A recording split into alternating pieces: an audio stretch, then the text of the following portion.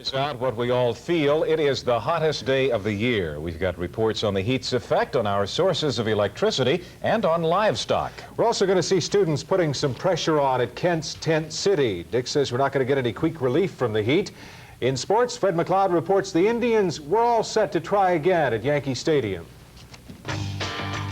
City Camera News is next with these stories and a report tonight from Kathy Adams, struggling through the firefighter's physical exam. Good evening to you, and how do you like summertime? Boy, it's been up in the 90s all over the state today. And if this is supposed to make up for what we had to endure last winter, I can tell you a whole lot of folks are ready to call things even right now. Even in summertime, Clevelanders never get much of a chance to get acclimated to a heat wave. And when it comes, I think we all wilt a little bit. Right now, the city's taking a close check on water supplies, and we might soon have word on a sprinkling ban. Other utilities, too, have to watch out for shortages brought on by the weather. And Jim has more on that situation. It happens every time it gets this hot. On go the air conditioners and the fans, and up goes the amount of electricity we use. In this case, way up. We all remember the brownouts of the past when, to conserve electricity, we had to cut back on it. And our Jim Finnerty has been checking to see if there's enough power to see us through this heat wave. Well, Jim, as you can see from those smokestacks behind us, CEI has been busy today generating a lot of electricity. In fact, so much so between 1 and 2 this afternoon that they set a new record, 3,278,000 kilowatts. Now that breaks the old record set in 1973 of 3,242,000 kilowatts. That, oddly enough, did not come in the dead of summer, but on September 4th. Which means we may have something to look forward to. But despite that, CEI and the other utilities we talked to today say they see no problems with brownouts. They say there have been a few isolated blackouts because of transmission difficulties, but knock on wood, things are going along fairly well. You know, in this hot weather, we generally think of ourselves, but outside the urban area, there's another problem, and Neil Zerker has a report on that. A heat wave can be an extremely serious situation, especially to farmers who own and raise large livestock, such as horses and cows. In fact, a horse or a cow kept inside a tightly sealed barn in the extreme heat of the day can even die. A horse can sweat only so much. They're not like a human being, and they'll dehydrate real rapidly, and just to the point where they actually die. Bill Fees says that the best thing a farmer can do is to turn the livestock out into a fenced-in pasture with plenty of shade and keep drinking troughs filled with plenty of water.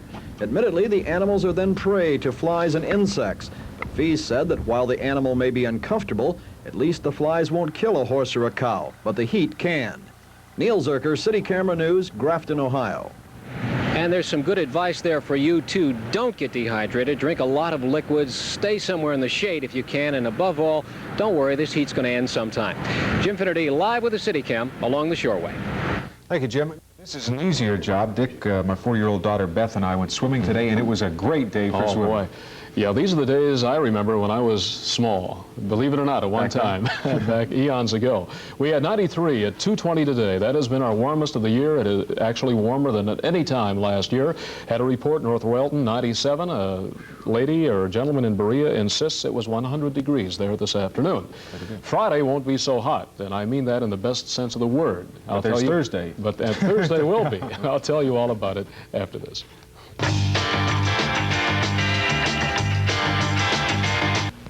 Along with the 93 in Cleveland today, our friends down at Akron-Canton had a high of 92. It was 90 at Mansfield. This is how it was at the Chester Commons earlier today. And I spent a little time in Oklahoma. My goodness. I spent a little time in Oklahoma, and I would say this is Oklahoma weather. Almost every day out there. Boy, you willed it away.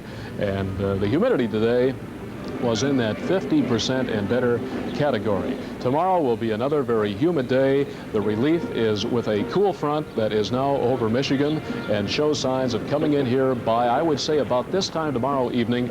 The front likely will be coming right across Lake Erie. I would also say, based on the fact the front is going to be approaching tomorrow and low barometer is apt to be moving along that line, the probability for some thunder showers or even thunderstorms, I feel, is going to be quite high.